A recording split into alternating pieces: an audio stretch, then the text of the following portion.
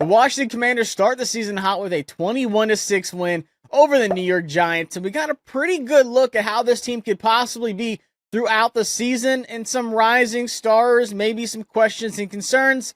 So let's talk about it.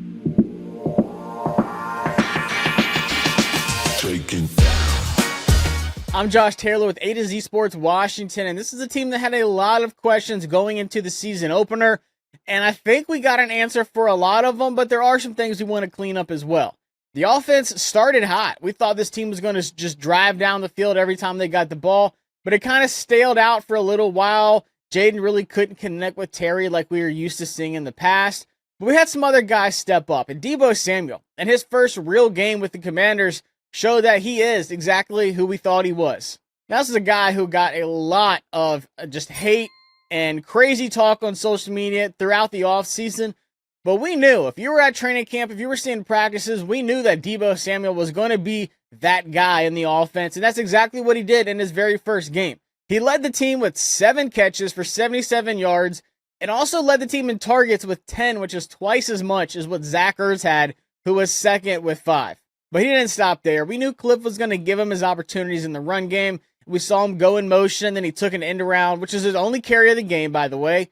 And he housed it on a touchdown that really helped blow the game open for Washington, as they were stuck at 14 points. Like, we were just waiting for them to score again and really put the game away, but they never did. And the defense kept making stops, and I'll talk about them as well. But it kept the Giants around. And then finally, Deebo just kicked the door open and dove for the pylon, a full body stretch. For me, that was probably the most impressive play of the game. But I can't talk about the run game without talking about the rookie phenom, Bill Croskey-Merritt. This is the biggest question. We had no idea what to expect with the running back room. Chris Rodriguez Jr. was inactive. That was a surprise. Austin Eckler started the game, and then finally Bill Croskey-Merritt came in about midway in the second quarter, and he made his presence felt right away. He led the team with 10 carries for 82 yards and got his first real touchdown on another counter, which it seems like that's going to be his bread and butter. But then at the very end of the game, I just wanted to see the team make a statement and really put the nail in the coffin, and that's what he did. He broke another outside run to the right side for 42 yards, and that showed me right there that he is the home run threat that Washington has been waiting for in that backfield. But like I said, I have to talk about this defense. A lot of new pieces, a lot of unknowns, and I got to give the flowers to the guys up front. Kinlaw really helped stop the run and finish with an 86.9 run defense grade, which is something that we desperately needed on this defensive front, and Daron Payne was right there with them. But let's talk about the pressures on Russell Wilson. That was the key for me the entire game. Make sure Russell Wilson can't find Malik Nabers deep. And of course, Nabers did have a few of his splash plays, but all in all, Russell Wilson faced pressure on almost 50% of his throws.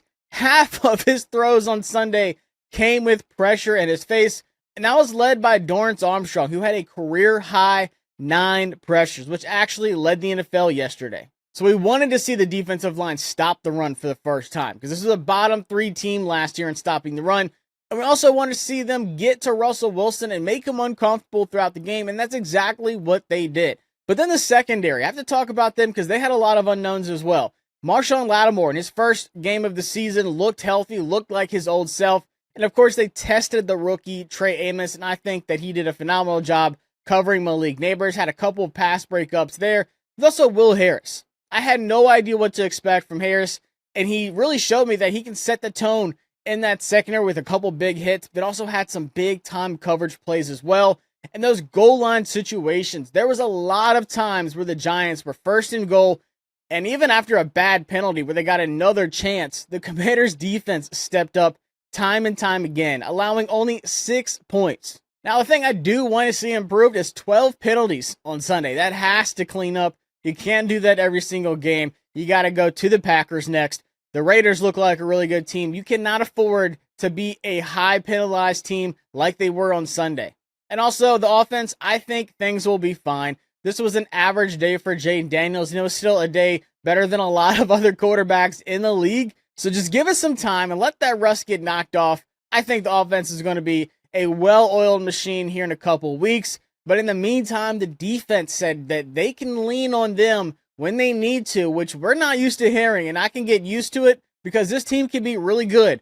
If the defense plays the way that they did on Sunday, and Jayden Daniels gets that offense clicking like we know it could.